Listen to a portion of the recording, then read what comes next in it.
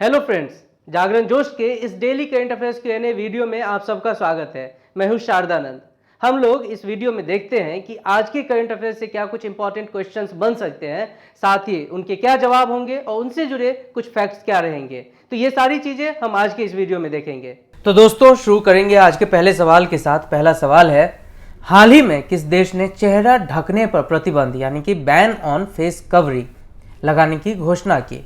और सही जवाब है ऑप्शन सी, श्रीलंका। देखिए, आप सबको पता है ये सारे जो कदम लिए जा रहे हैं ये सारे क्या है, एक एहतियाती कदम है यानी प्रिकॉशनरी मेजर्स है। और श्रीलंका ऐसे मेजर्स क्यों ले रहा है? मैंने कई बार आप सबको वीडियो में बताया है कि ईस्टर के दिन जिस तरह से वहाँ पे बॉम्ब ब्लास्ट और वो सीरियल ब्लास्ट हुए, 500 के करीब लोग वहाँ मारे गए। उसके बाद और उसमें से आपको एक बता दूं, जो टेररिस्ट थे उसमें एक वीमेन भी थी और जिसने बुर्का पहन रखा था, अपने मुंह को ढका हुआ था। तो ये सारी चीज़ों को, कंडीशन को देखते हुए अब श्रीलंका के जो प्रेसिडेंट हैं मैत्रीपाला सिरिसेना, उन्होंने बताया कि कोई भी बुर्का हो चाहे घूंघट हो, किसी भी तरह से चेहरे को अब ढक नहीं सकते। ऐसे कोई भी चीज़ें उनके चेहरे पे नहीं होगी जो उनके पहचान को जो आइडेंटिफाई करने में किसी तरह का अवरोध उत्पन्न करता हो। और इसीलिए श्रीलंका ने ये मेजर्स लिया है कि अब से वहाँ पे किसी भी तरह का जो है फेस कवरिंग नहीं किया जाएगा। बहुत ही रिसेंट घटना है और अगर आप इसको किसी और घटना से अगर आप तुलना कर सकते हैं तो वो चाहे आप 9/11 बोलो या 26/11 बोलो, जो यूएस और इंडिया में जिस तरह की घटना हुई थी और जिसके बाद पूरे विश्व में एक टेररिज्म के खिलाफ लोग एक साथ बात करने लगे थे, तो श्रीलंका की भी घटना है कुछ ऐसी ही है जिसमें हम सब को उनके साथ होनी चाहिए। हम सब उनके जो अभी जो जिस तरह से वो जिस घटना से और जिस तरह के सिचुएशन से अभी श्रीलंका जूझ रहा है, हम सब जानते हैं कि हमने भी जब मुंबई में टेररिस्ट अटैक हुआ था तो इंडिया भी किस तरह से एक सदमे में था, और उसी के लिए ये सारे कदम अभी उठाए जा रहे हैं। आज का अगला सवाल, हाल ही में किस देश ने भारत सहित 11 देशों को प्राथमिक निगरानी सूची में रखा है? और सही जवाब है ऑप्शन डी, अमेरिका। यूएस की एजेंसी है यूएसटीआर। ये क्या है? United State trade representative. USTR क्या करती है? ये प्रेसिडेंट, जो यूएस की प्रेसिडेंट है, उसको समय समय पे अपना रिकमेंडेशन देती है या अपने तरफ से उनको जो है कुछ बातें बताती है कि ट्रेड, जो यूएस का ट्रेड है वो किस डायरेक्शन में जा रहा है, यहाँ के क्या चैलेंजेस हैं, क्या बैरियर्स हैं, ये सारी चीज़ें। यूएसटीआर ने कहा है कि भारत सहित, इंडिया सहित 11 ऐसे देश हैं जो पेटेंट को लेके, पेटेंट कानून को लेके, आईटी जो इंटेलेक्चुअल प्रॉपर्टी होते हैं और पेटेंट होते हैं उन सब को लेके इंडिया, चीन जैसे बहुत सारे ऐसे देश हैं जिसमें कोई भी रूल ऐसे बहुत क्लियर नहीं है और जिससे यूएस की जो कंपनीज है उसको वहाँ पे बिजनेस करने में नुकसान हो रहा है या वो सही से नहीं कर पा रहे हैं। और इसी संदर्भ में यूएसटीआर ने भारत सहित 11 देशों को अपना जो एक प्राइमरी जो एक निगरानी सूची होता है उसमें रखा है। और ये जो सूची होती है ये सीधे सीधे वहाँ के प्रेसिडेंट यानी डोनाल्ड ट्रंप के ऑफिस तक पहुँचता है। इन 11 देशों में अल्जीरिया, अर्जेंटीना, चिली, चीन, इंडोनेशिया, कुवैत, रूस और सऊदी अरब, यूक्रेन और वेनेजुएला है। नंबर 1 पे इसमें चीन है और नंबर 2 पे इंडिया है।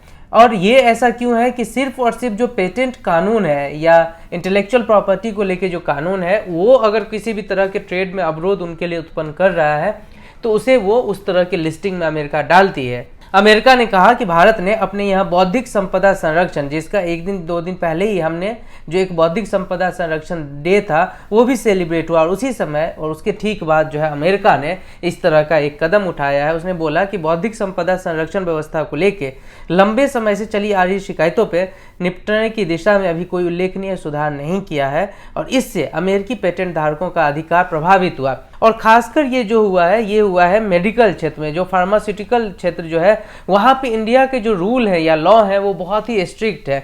और आप सबको पता है कि जो टॉप की जो भी फार्मास्यूटिकल कंपनीज हैं वो यूएस से ही बिलोंग करते हैं।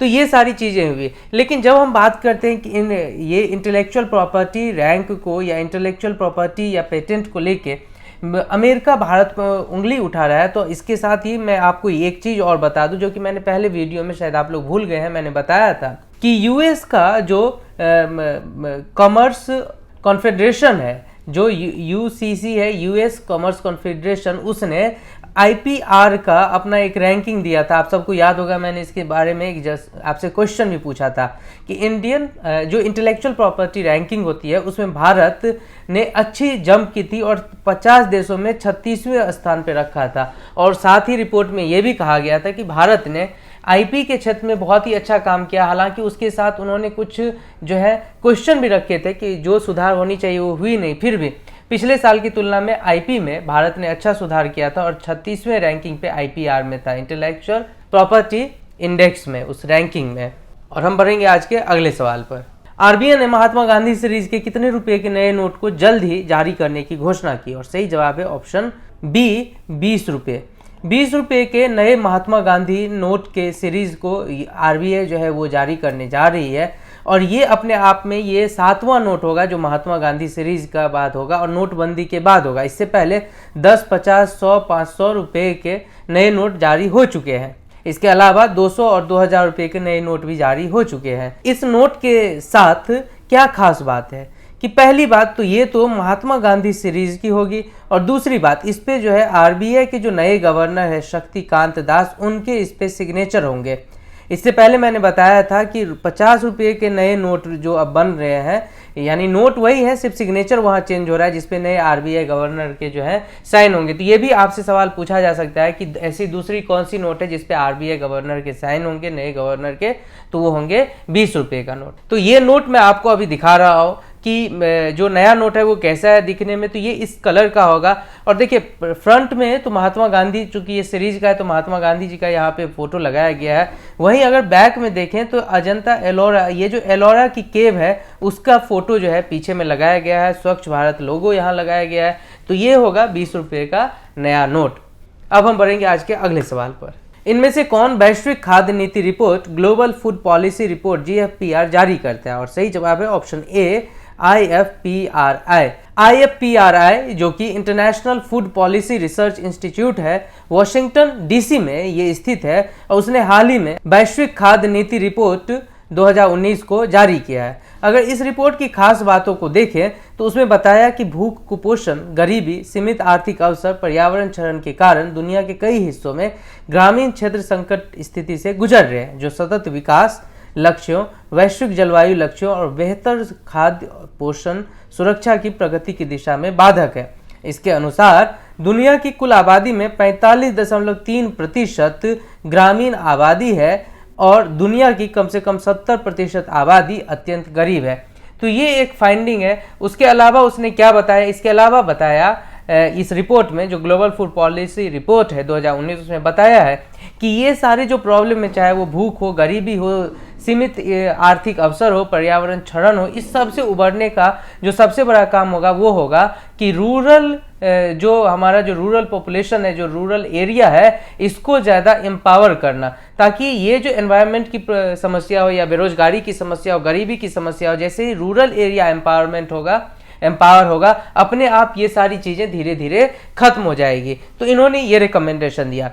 IFPR की बात करें, international food policy research institute की, तो यह विकासशील देशों, जो डेवलपिंग कंट्री है, वहाँ पे गरीबी, भूख, कुपोषण को कम करने के लिए अनुसंधान आधारित नीतिगत समाधान प्रदान करता है। यह 1975 में स्थापित किया गया था। वर्तमान में 50 से अधिक देशों में काम करने में 600 से अधिक कर्मचारी इसमें लगे हुए हैं। आज का अगला सवाल, हाल ही में किस देश में चक्रवात केनेथ ने अपनी दस्तक दी?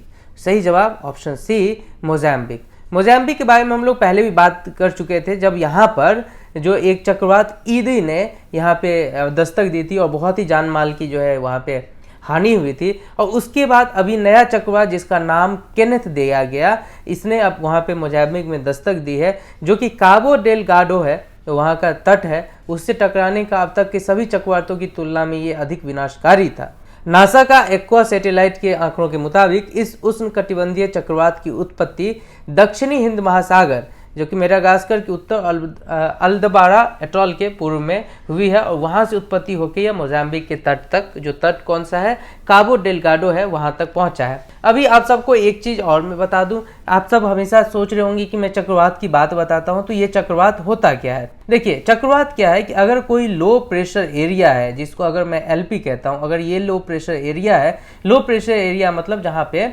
हवा बहुत ही कम प्रेशर के साथ यहाँ पे आया हुआ है, तो इसके पास इस लो प्रेशर एरिया में जो गर्म हवाएं जो समुद्र से ऊपर के आती है, वो लो प्रेशर एरिया में जो है वो आती है और फिर धीरे धीरे इसको चारों तरफ से घेरती है और फिर ये एक क्या हो जाता है, ये एक चक्रवात का रूप ले लेता है। चक्रवात दो, अगर ये इक्वेटर है तो ये नॉर्थ हुआ और ये साउथ हुआ। तो साउथ पार्ट में ये जो है बिल्कुल ही जो घड़ी की दिशाएं होती है उसके हिसाब से ये जो हवाएं आती है और नॉर्थ में ये एंटी क्लॉकवाइज चलती है। तो नॉर्थ में जैसे ही ये चक्रवात आती है तो वहाँ पे इसका नाम बदल के हो जाता है टाइफून, लेकिन चक्रवात साइक्लोन, इसे सदर्न पार्ट में इसे साइक्लोन कहते हैं। यानी अगर ये लो प्रेशर एरिया है तो यहाँ पे जो चीज़ें आएगी वो आएगी ऐसे करके, हवा जो है इस पे ऐसे ऐसे ये बन के और फिर यहाँ पे एक चक्रवात का रूप ले लेती है और फिर जहाँ जहाँ ये चक्रवात झूम झूम के जाएगी वहाँ वहाँ पे ये भारी नुकसान पहुँचाती है। बढ़ेंगे आज के अगले सवाल पर। इनमें से किसने माइक्रो इंश्योरेंस पर नियामक फ्रेमवर्क की समीक्षा के लिए एक समिति का गठन किया? और सही जवाब है ऑप्शन ए, IRDAI। क्या है ये? Insurance regulatory and development authority. इसने माइक्रो इंश्योरेंस पर जो नियामक, जो रेगुलेटरी फ्रेमवर्क है उसकी समीक्षा के लिए एक समिति का गठन किया है। इस समिति में 13 सदस्य होंगे और इसका उद्देश्य होगा जो डिस्ट्रीब्यूशन जो फ्रेमवर्क है, जो वितरण संरचना है उसमें बदलाव का सुझाव देना, जिससे मोबाइल आधारित और टेक्नोलॉजी ड्रिवन समाधान शामिल हो।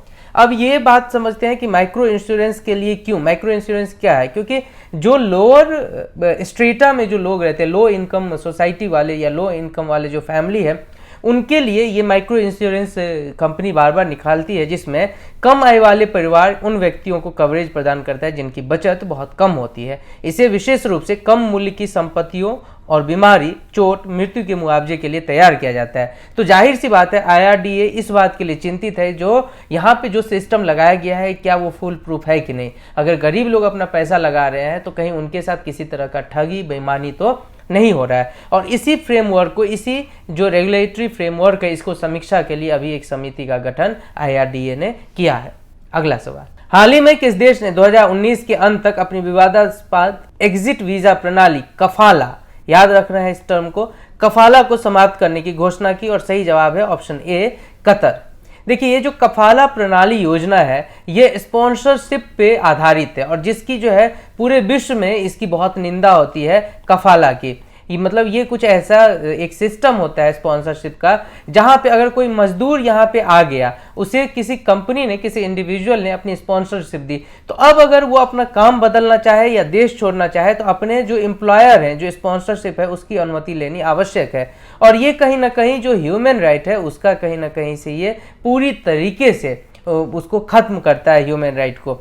इसके तहत हर प्रवासी श्रमिक को एक स्थानीय प्रायोजक स्पॉन्सर की जरूरत होती है।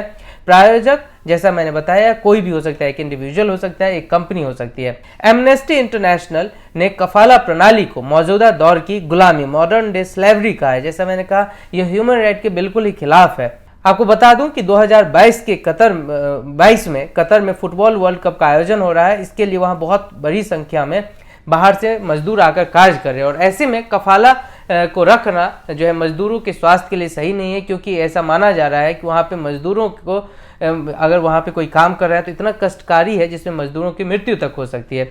उसके बाद अब कतर ने जो वाइड इसको जो जिस तरह से एक नेगेटिविटी मिली है कफाला को पूरे विश्व भर में, उसके बाद अब कतर ने कहा 2019 तक जो है हम इस सिस्टम को खत्म कर देंगे और इसके जगह जो अब हम लाएंगे वो लाएंगे कॉन्ट्रैक्ट सिस्टम। जो पहले स्पॉन्सरशिप वाला सिस्टम था वो अब बदल जाएगा कॉन्ट्रैक्ट में, यानी जो कंपनी होगी या जो इंडिविजुअल होगा उसके और मजदूर के बीच में कॉन्ट्रैक्ट होगा कि भाई 6 महीने का या 2 महीने का 1 साल का कॉन्ट्रैक्ट होगा और इतने रुपए की जो है सैलरी दी जाएगी, इतने घंटे का काम होगा।